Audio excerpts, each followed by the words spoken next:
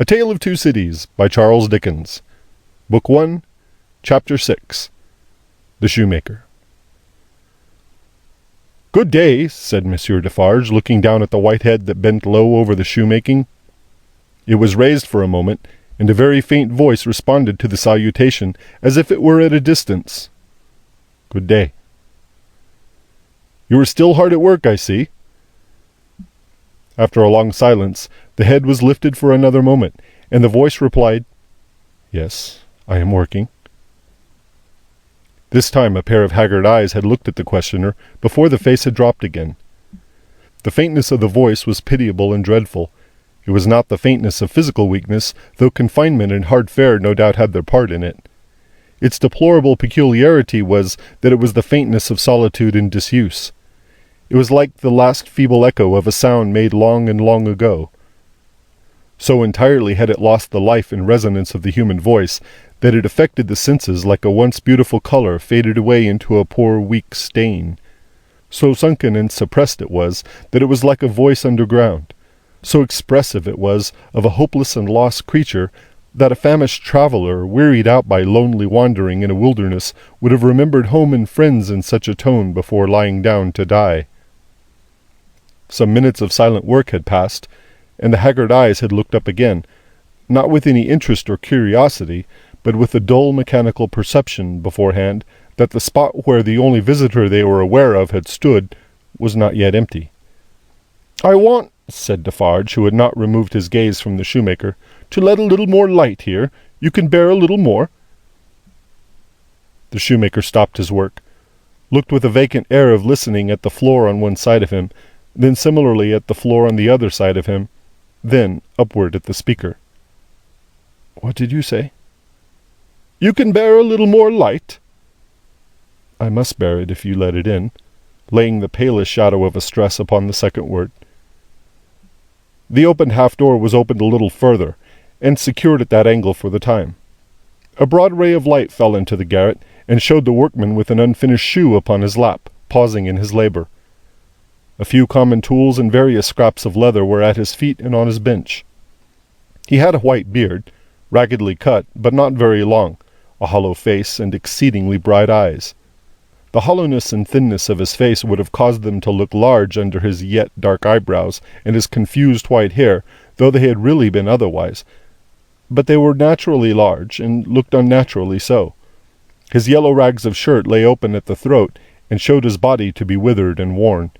He and his old canvas frock, and his loose stockings, and all his poor tatters of clothes, had, in a long seclusion from direct light and air, faded to such a dull uniformity of parchment yellow that it would have been hard to say which was which. He had put up a hand between his eyes and the light, and the very bones of it seemed transparent. So he sat with a steadfastly vacant gaze, pausing in his work. He never looked at the figure before him without first looking down on this side of himself, then on that, as if he had lost the habit of associating place with sound. He never spoke without first wandering in this manner, and forgetting to speak. "Are you going to finish that pair of shoes today?" asked Defarge, motioning to Mr. Lorry to come forward. "What did you say?" "Do you mean to finish that pair of shoes today?" "I can't say that I mean to. I suppose so. I don't know." But the question reminded him of his work, and he bent over it again. Mr. Lorry came silently forward, leaving the daughter by the door. When he had stood for a minute or two by the side of Defarge, the shoemaker looked up. He showed no surprise at seeing another figure, but the unsteady fingers of one of his hands strayed to his lips as he looked at it. His lips and his nails were of the same pale lead colour. And then the hand dropped to his work, and he once more bent over the shoe.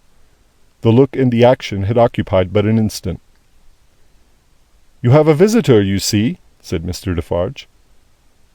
"What did you say?" "Here is a visitor." The shoemaker looked up as before, but without removing a hand from his work. "Come," said Defarge. "Here is monsieur, who knows a well-made shoe when he sees one. Show him that shoe you are working at. Take it, monsieur." Mr. Lorry took it in his hand. "Tell monsieur what kind of shoe it is, and the maker's name." There was a longer pause than usual before the shoemaker replied, "I forget what it was you asked me. What did you say?" "I said, couldn't you describe the kind of shoe for monsieur's information?" "It is a lady's shoe. It is a young lady's walking shoe. It is in the present mode.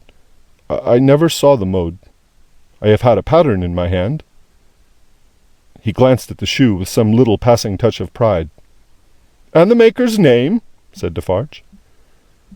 Now that he had no work to hold, he laid the knuckles of the right hand in the hollow of the left, and then the knuckles of the left hand in the hollow of the right, and passed a hand across his bearded chin, and so on in regular changes, without a moment's intermission.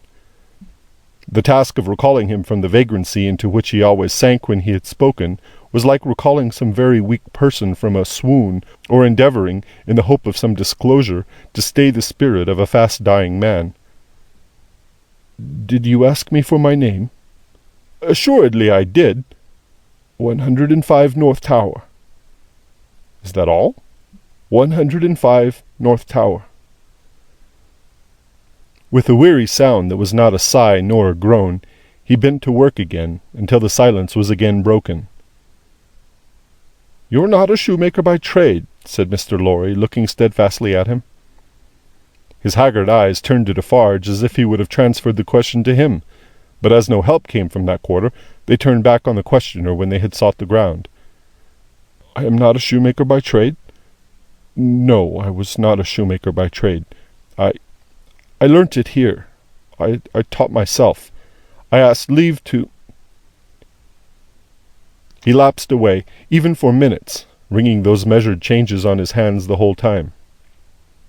His eyes came slowly back, at last, to the face from which they had wandered. When they had rested on it, he started, and resumed, in the manner of a sleeper that moment awake, reverting to a subject of last night. "I asked leave to teach myself, and I got it with much difficulty after a long while, and I have made shoes ever since." As he held out his hand for the shoe that had been taken from him, Mr. Lorry said, still looking steadfastly in his face, "Monsieur Manette, do you remember nothing of me?" The shoe dropped to the ground, and he sat looking fixedly at the questioner.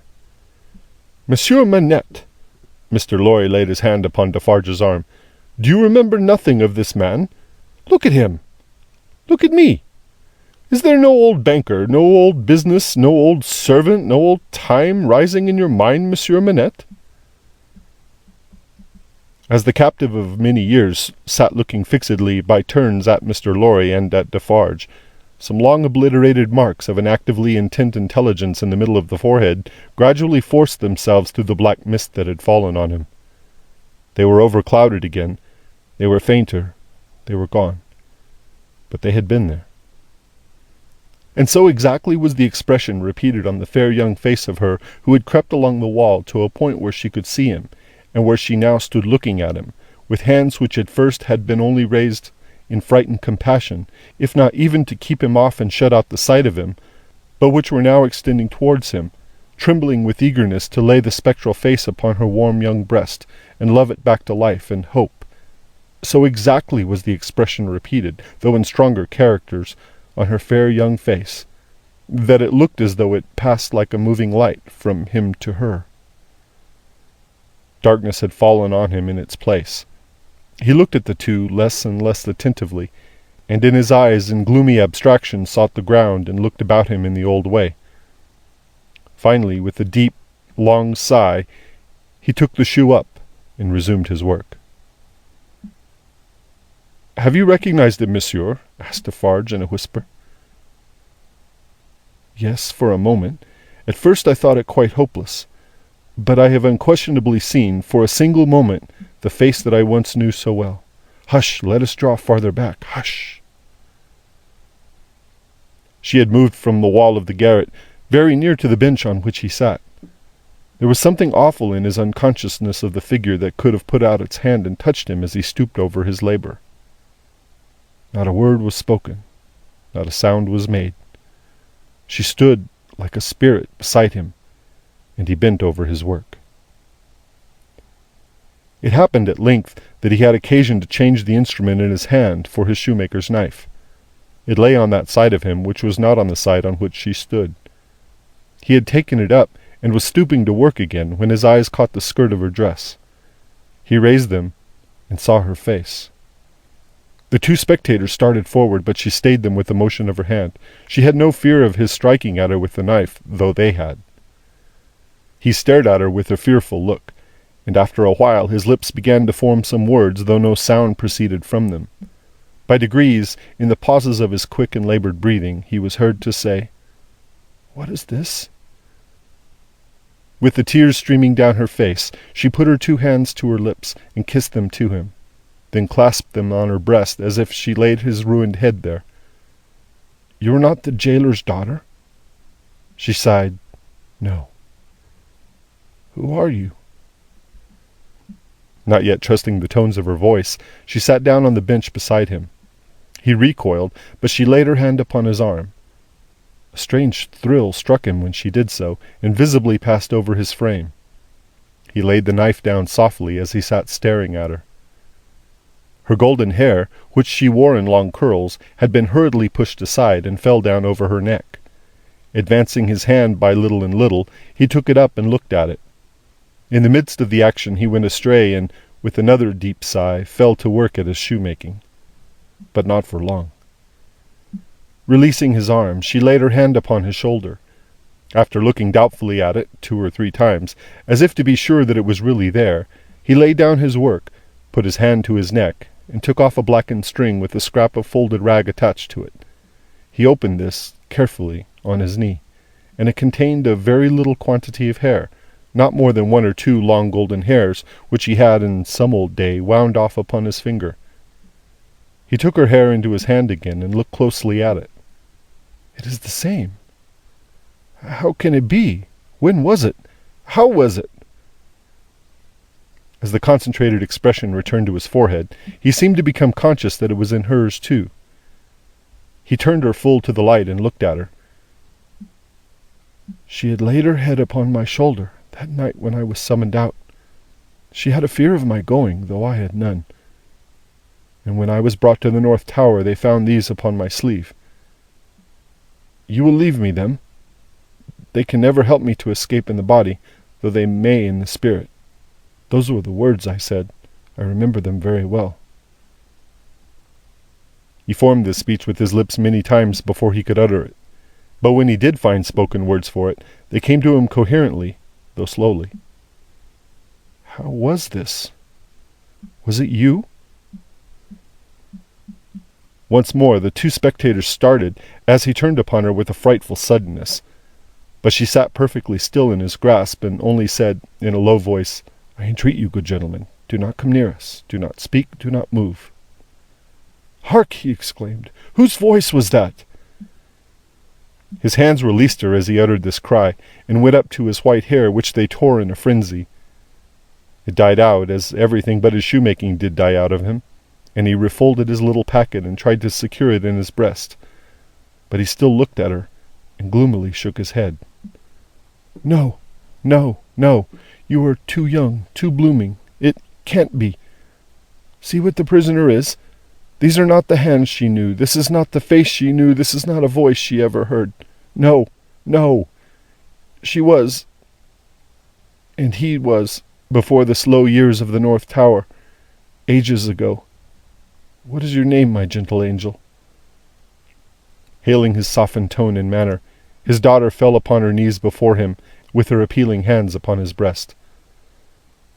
"Oh, sir, at another time you shall know my name, and who my mother was, and who my father, and how I never knew their hard, hard history. But I cannot tell you at this time, and I cannot tell you here. All that I may tell you here and now is, that I pray to you to touch me and bless me. Kiss me, oh my dear, my dear." His cold white head mingled with her radiant hair, which warmed and lighted it, as though it were the light of freedom shining on him.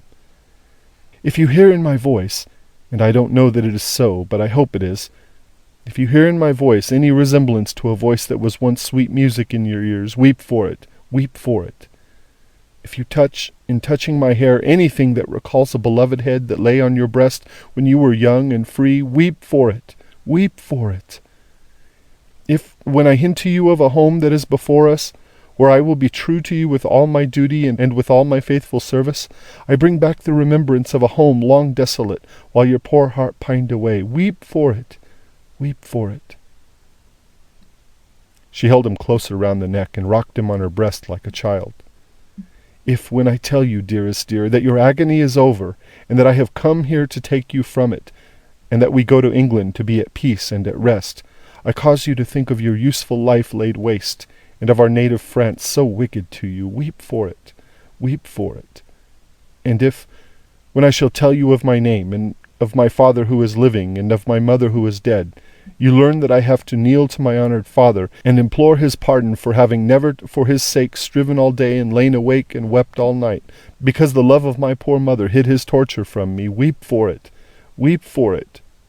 Weep for her then, and for me. Good gentlemen, thank God. I feel his sacred tears upon my face, and his sobs strike against my heart. Oh, see! Thank God for us. Thank God.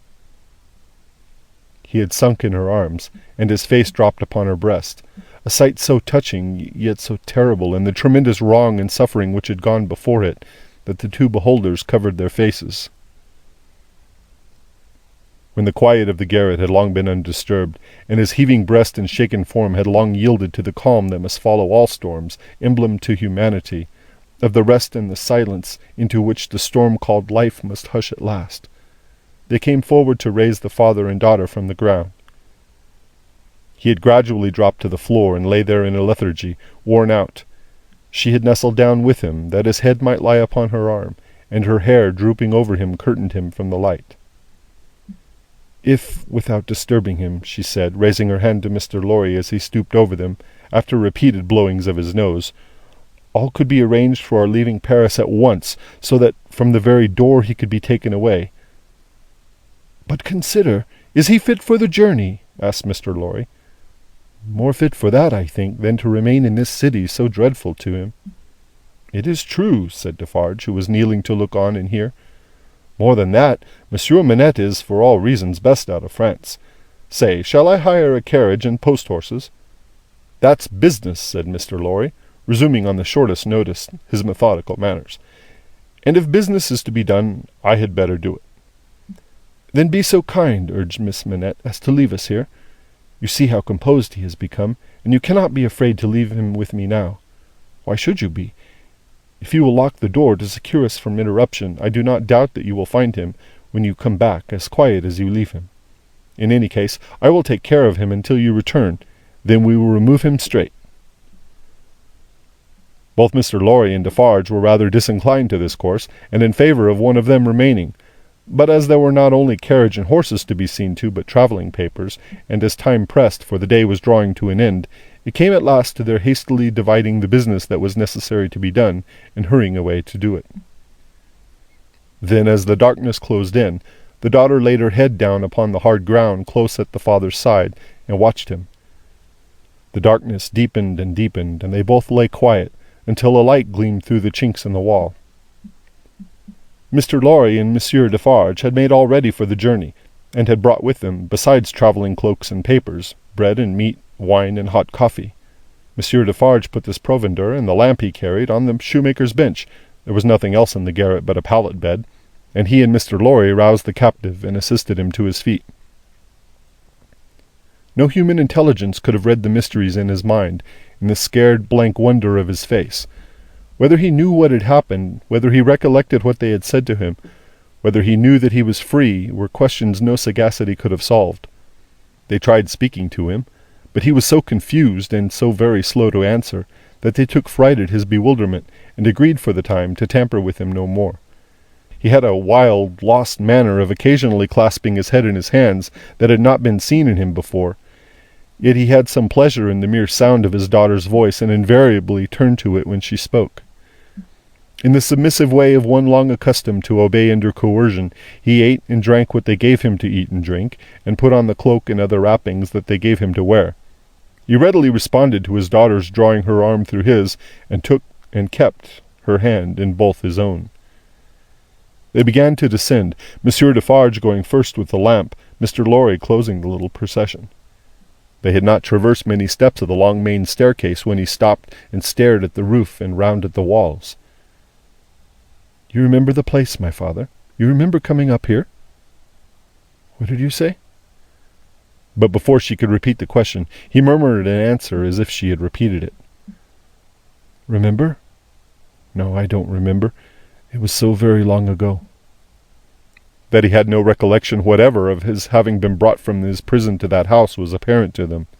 They heard him mutter, 105 North Tower, and when he looked about him, it was evidently for the strong fortress walls which had encompassed him. On their reaching the courtyard, he instinctively altered his tread, as being in expectation of a drawbridge, and when there was no drawbridge, and he saw the carriage waiting in the open street, he dropped his daughter's hand and clasped his head again. No crowd was about the door, no people were discernible at any of the many windows, not even a chance passer-by was in the street, and a natural silence and desertion reigned there. Only one soul was to be seen, and that was Madame Defarge, who leaned against the door-post, knitting, and saw nothing. The prisoner had got into a coach, and his daughter had followed him, when Mr. Lorry's feet were arrested on the step by his asking, miserably, for his shoemaking tools and the unfinished shoes. Madame Defarge immediately called to her husband that she would get them, and went, knitting, out of the lamplight through the courtyard. She quickly brought them down and handed them in, and immediately afterwards leaned against the doorpost, knitting, and saw nothing. Defarge got upon the box and gave the word, "To the barrier!" The postilion cracked his whip, and they clattered away under the feeble over-swinging lamps. Under the over-swinging lamps, swinging ever brighter in the better streets, and ever dimmer in the worse, and by lighted shops, gay crowds, illuminated coffee-houses and theatre doors to one of the city gates. Soldiers with lanterns at the guard-house there. "Your papers, travellers." "See here, then, monsieur the officer," said Defarge, getting down and taking him gravely apart. "These are the papers of monsieur inside, with the white head. They were consigned to me, with him, at the—" He dropped his voice. There was a flutter among the military lanterns, and one of them being handed into the coach by an arm in uniform. The eyes connected with the arm looked, not an every-day or every-night look, at monsieur with the white head. "It is well. Forward," from the uniform. "Adieu," from Defarge. And so, under a short grove of feebler and feebler over-swinging lamps, out under the great grove of stars. Beneath that arch of unmoved and eternal lights, some so remote from this little earth that the learned tell us it is doubtful whether their rays have even yet discovered it, as a point in space where anything is suffered or done, the shadows of the night were broad and black.